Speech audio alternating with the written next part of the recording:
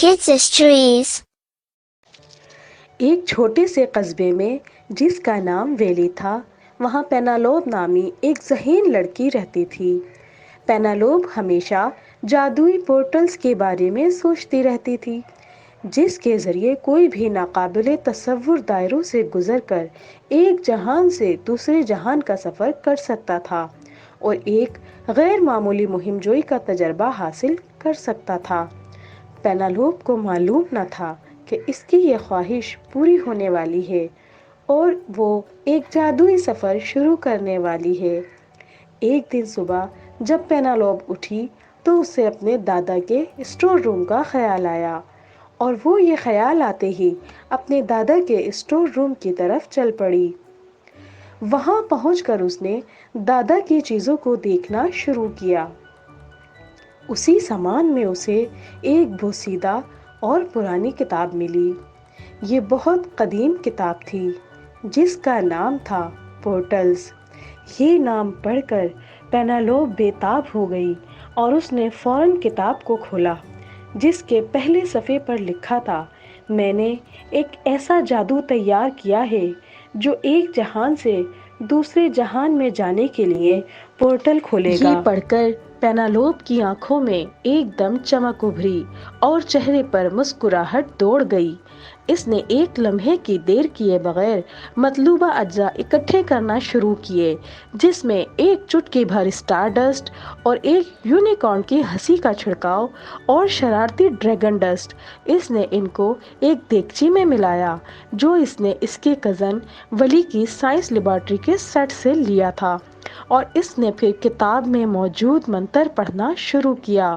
اچانک قوس قزح کے رنگ کی روشنی ایک چمکدار دھماکے کے ساتھ کمرے میں پھیل گئی اور سارے کمرے کو اپنی لپیٹ میں لے لیا، اور ایک چمکتا ہوا پورٹل پینالوب کے سامنے نمودار ہوا۔ یہ دیکھ کر پینالوب بہت خوش ہوئی کیونکہ وہ ایک پورٹل کے سامنے تھی جو اس کی ازلی خواہش تھا۔ اس نے ہمت اور بہادری سے دوسری دنیا کے گیٹ پر قدم رکھا۔ دوسری طرف قدم رکھتے ہی پینالوب نے اپنے آپ کو زینوٹوپیا نامی ایک سرزمین میں پایا جہاں کی ہر چیز عجیب تھی۔ درخت اپنے سرسراہٹ کے پتوں کے ساتھ گیت گاتے تھے اور بادل روئی کی کینڈی سے بنے جو کبھی کبھار چاکلیٹ کے چھینٹے برساتے تھے، اور اڑتے ہوئے ولف خوبصورتی کے ساتھ آسمان کے اس پار اڑ گئے، جگمگاتی ہوئی پگڈنڈیوں کو چھوڑ کر۔ اس حیرت انگیز دائرے میں پینالوب کا سامنا ایک شرارتی گفتگو کرنے والی گلہری سے ہوا جس کا نام چیسٹر تھا، جو ایک چھوٹی سی ٹوپی پہنتی تھی اور نظموں میں بولتی تھی۔ چیسٹر پینالوب کی رہنمائی کے لیے آئی تھی۔ اس نے وعدہ کیا کہ وہ اسے زینوٹوپیا کی سب سے شاندار اور مزاحیہ جگہ دکھائے گی۔ چیسٹر نے سب سے پہلے پینالوب کو ایک بڑا آتش فشاں دکھایا جہاں رنگ برنگے ببل گم کے ڈراپس کے پھٹنے اور ہوا کو بھرنے والے ببل کی دلکش مہک کو دیکھ کر وہ حیران رہ گئی۔ پینالوب نے جب ایک ببل کو کاٹنے کی کوشش کی تو اس نے خود کو اور چیسٹر کو ایک ببل گم کے بلبلے میں پایا جو ان دونوں کو اڑا کر آسمان پر لے گیا۔ اس کے بعد انہوں نے گیگل فوریسٹ کا دورہ کیا۔